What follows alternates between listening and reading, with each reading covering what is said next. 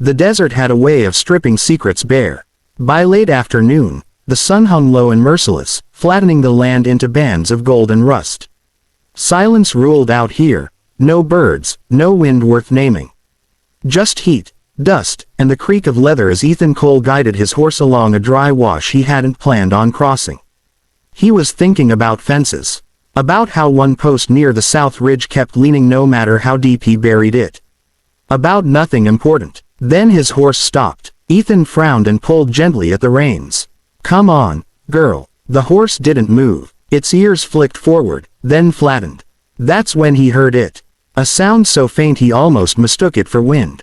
A broken breath. A whisper of pain. Ethan slid down from the saddle, hand resting near his holster more out of habit than fear. The desert played tricks. Men had chased voices out here and never come back. He followed the sound carefully, boots crunching softly over gravel. Behind a cluster of scrub and sun-bleached rock, he saw her. She was collapsed against the stone, knees drawn tight to her chest, wrapped in a torn blanket the color of old ash. Her dark hair spilled loose and tangled, half covering her face. Dust clung to her skin. One bare foot was streaked with dried blood. She didn't look up. "Easy," Ethan said quietly. "I'm not here to hurt you."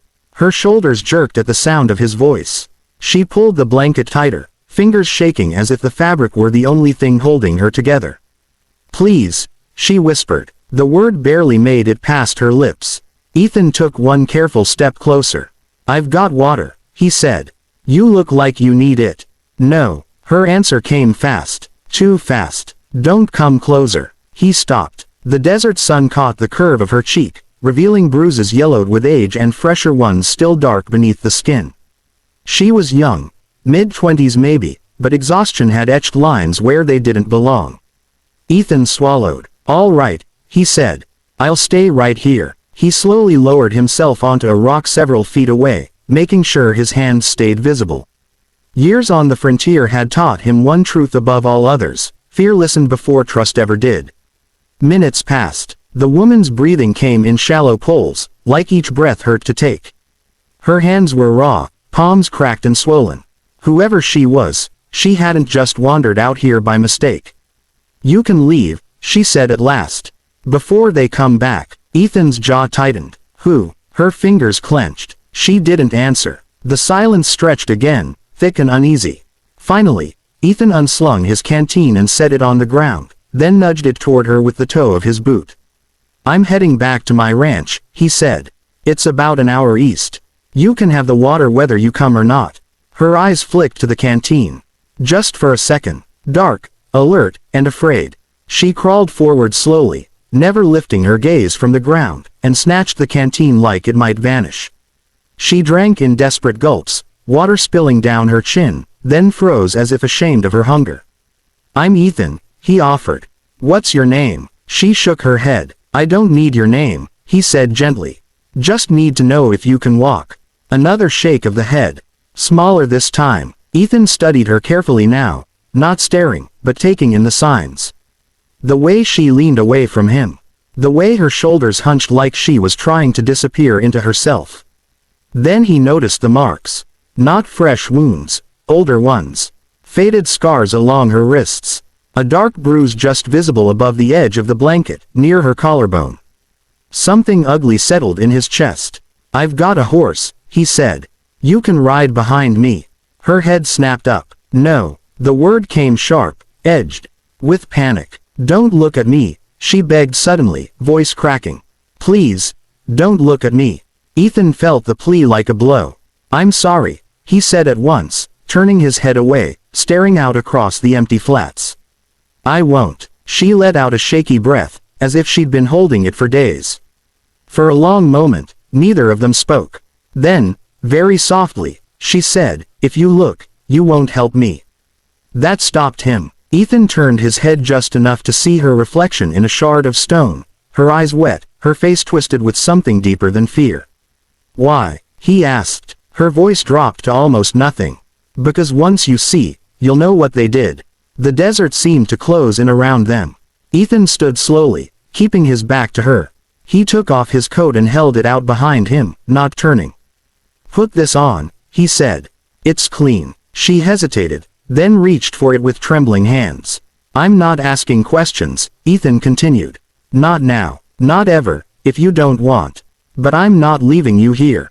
Her breath hitched. You don't know me, she said. No, he agreed, but I know what happens to people left alone in this heat. Another long pause. Finally, she whispered, I can't stand. Ethan closed his eyes for a brief second, steadying himself. All right, he said. Then I'll carry you, and I won't look. True to his word, he turned fully away, crouched, and waited. She shifted behind him, awkward and slow. He felt the lightest touch on his shoulder, hesitant, unsure. Now, she murmured. Ethan rose carefully, lifting her weight with practiced ease, settling her against his chest without turning his head. She was lighter than she should have been. Far too light. As he began the long walk back to his horse, she clutched his coat like a lifeline. The sun dipped lower, casting long shadows across the sand. Behind him, the woman hid her face and silently wept, not from pain this time, but from something far rarer. Relief. And as Ethan carried her toward the horizon, he had the unsettling feeling that whatever waited back at his ranch. This moment, this choice, had already changed his life forever. The ranch came into view just as dusk swallowed the last of the sun. Ethan's house sat alone against the land. Low, weathered timber, a single lamp glowing faintly in the window. Smoke rose from the chimney in a thin line, steady and patient, like the man who lived there. The barn stood a short distance away, doors half open, the smell of hay and horses drifting on the cooling air. Ethan slowed as he reached the yard. The woman in his arms stirred. We're here, he said quietly. You're safe. The word safe seemed to startle her more than anything else he'd said all day.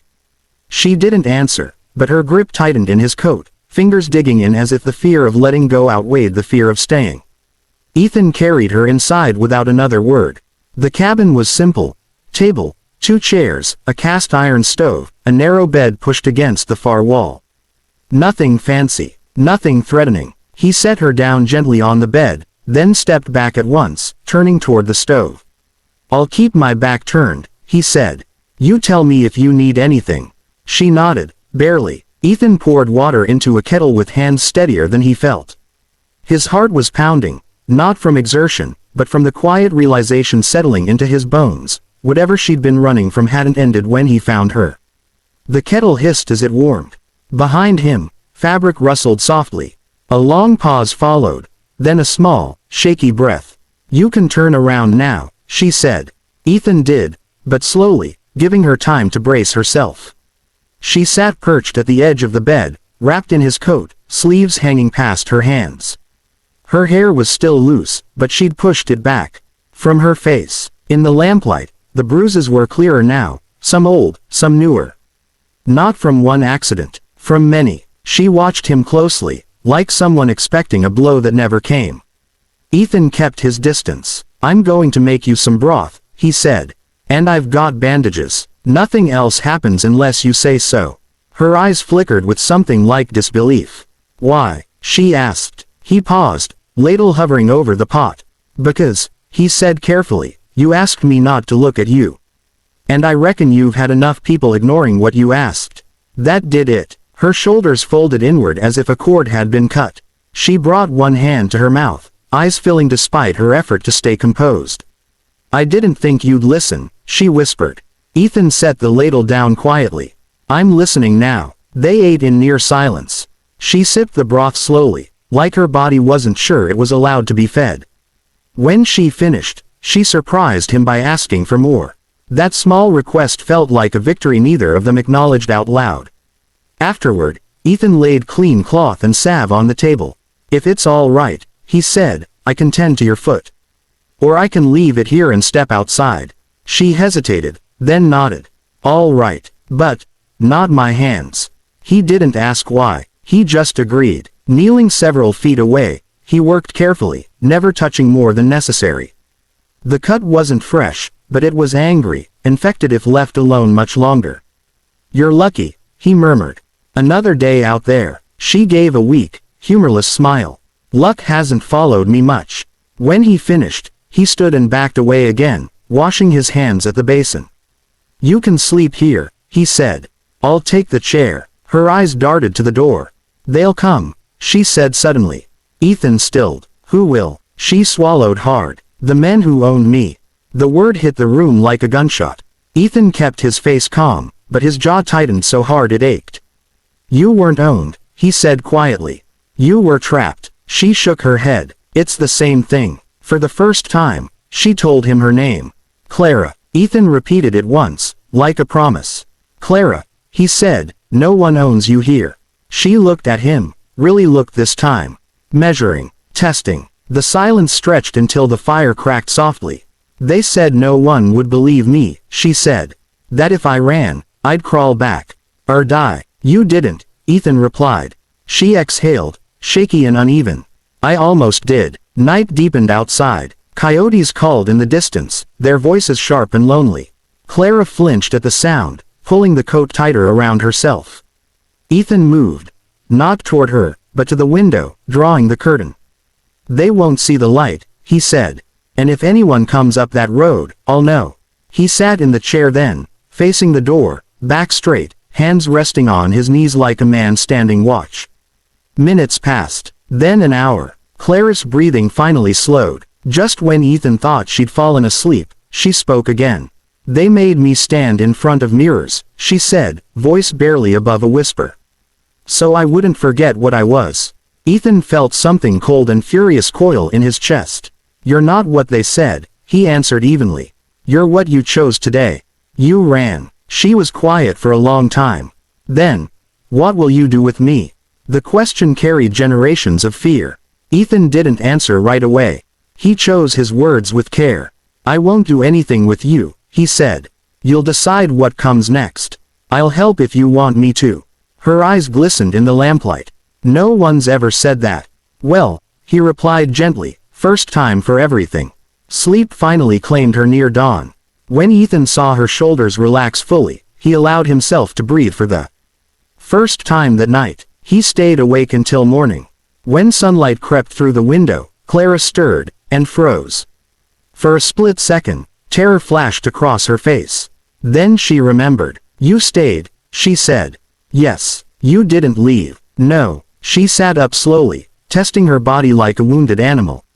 When she met his eyes again, something had shifted. Not trust yet, but the fragile beginning of it. I don't know how to be free, she admitted. Ethan stood, stretching stiff muscles. That's all right, he said. Freedom's not something you're born knowing. It's something you learn. Outside, the day waited, uncertain, dangerous, wide open. And for the first time in a long while, Clara stepped toward it without being pulled.